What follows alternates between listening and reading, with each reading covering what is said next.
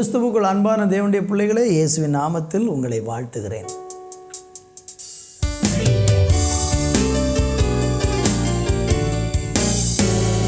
உங்கள் அழைப்பு இருந்ததால் நான் அழிஞ்சு போகவில்லை. உங்கள் அன்பு இருந்ததால் நான் கைவிடப்படலை. உங்கள் கிருபை என்ன காப்பதால் வாழ்ந்து கொண்டிருக்கேன். உங்கள் அன்புக்கு நிகரே இல்லை. உங்கள் கிருபை என்ன காத்ததால் வாழ்ந்து கொண்டிருக்கேன். உங்கள் அன்புக்கு நிகரே இல்லை. எத்தனை பேர் என்னை அழிக்க நினைத்தும் அழியாத அன்பு என்னை காத்து கொண்டதே. துரோகங்கள் வீண் பழிகள் என் மேல் விழுந்தும் கரைபடாத கரங்கள் என்னை தாங்கிக் கொண்டதே.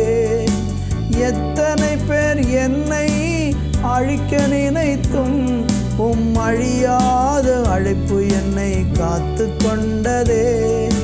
துரோகங்கள் வீண் பழிகள் என் மேல் விழுந்தும் கரைபடாத கரங்கள் என்னை தாங்கிக் கொண்டதே. எஜமானனே எஜமானனே, என்னை அழைத்த எஜமானனே. எஜமானனே எஜமானனே, என்றும் நடத்தும் எஜமானனே. உங்க அழைப்பு இருந்ததால் நான் அழிஞ்சு போகவில்லை. உங்கள் அன்பு இருந்ததால் நான் கைவிடப்படலை.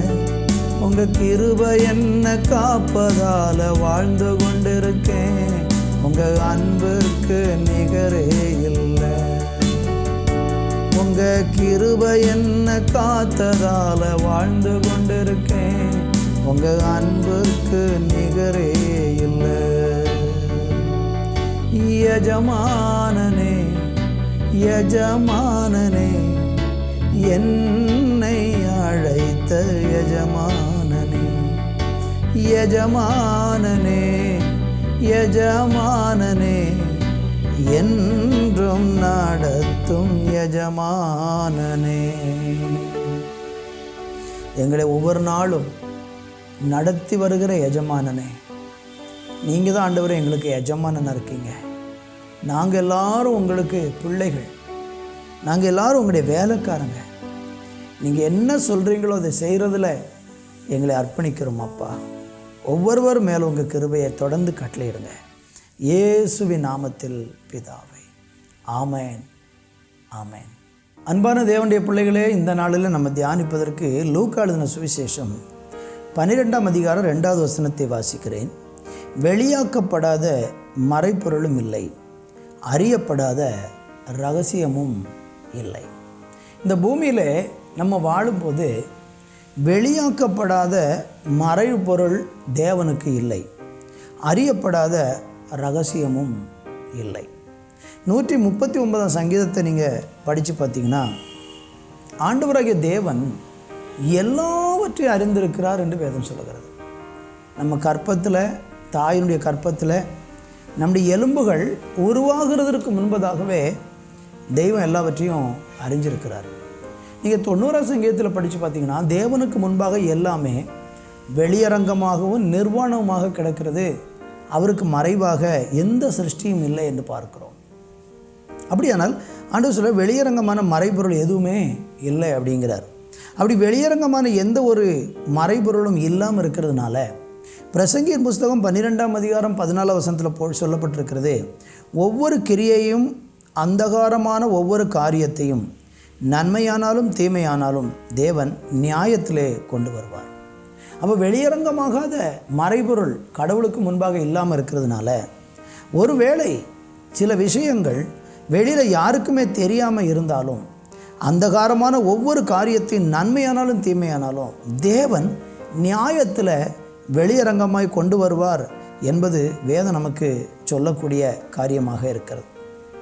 அப்போ எல்லாவற்றையும் ஆண்டவராகிய தேவன் அறிஞ்சிருக்கிறதுனால நம்ம ஆண்டவருக்கு முன்னால் எப்படி வாழ வேண்டும், 2 கொரிந்தியருக்கு நிறுவம் 5ஆம் அதிகாரம் 10வது வசனம் சொல்லுகிறது, ஏனென்றால் சரீரத்தில் அவனவன் செய்த நன்மைக்காவது தீமைக்காவது தக்க பலனை அடையும்படிக்கு நாம் எல்லாரும் கிறிஸ்துவின் நியாயாசனத்துக்கு முன்பாக கொண்டு வரப்பட வேண்டும் என்று சொல்லப்பட்டிருக்கிறதை பார்க்கிறோம்.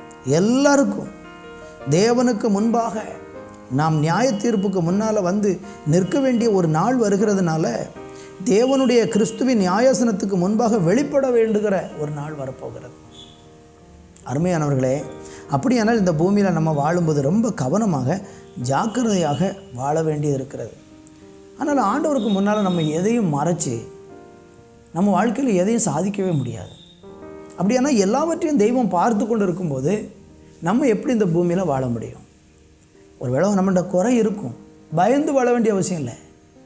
தேவனிடத்தில் போய், ஆண்டவரே என்னுடைய குறைகளெல்லாம் இதுதான், நான் பாவம் செஞ்சுருக்கிறேன், என்கிட்ட குற்றம் இருக்குது, என்னை மன்னித்து கொள்ளும் என்று தேவனிடத்தில் போய் நம்முடைய குறைகளை அறிக்கை செய்வோம் என்றால் ஆண்டவர் நம்முடைய எல்லா பாவங்களையும் மன்னித்து நம்மளை சுத்தமாக்கி நீதியில் வாழ்வதற்கு நமக்கு உதவி செய்வார். எவ்வளோ தூரம் நம்முடைய பாவங்களை அதிகமாக மறைக்கிறோமோ அவ்வளோ தூரம் ஆபத்து தான். பைபிள் அப்படி தானே சொல்லப்பட்டிருக்கிறது. நீதிமொழிகள் 28ஆம் அதிகாரத்திற்கு படித்தீங்கன்னா, தன்னுடைய பாவங்களை மறைக்கிறவன் வாழ்வடையவே மாட்டானாம். அதை அறிக்கை செஞ்சு விட்டுட்டான்னா அவன் இறக்கத்தை பெறுவானாம். மறைக்க ஆபத்து தான். தேவனுக்கு முன்னால் நம்ம மறைவாக இருக்கவே முடியாது. வெளியாக்கப்படாத மறைபொருளும் இல்லை, அறியப்படாத ரகசியமும் தேவனுக்கு இல்லை. ஒத்துக்கொண்டு, ஆண்டவரே என்கிட்ட குறை உண்டு, என்னை மன்னித்து கொள்ளும் என்று நீங்கள் மன்றாடி பாருங்கள்.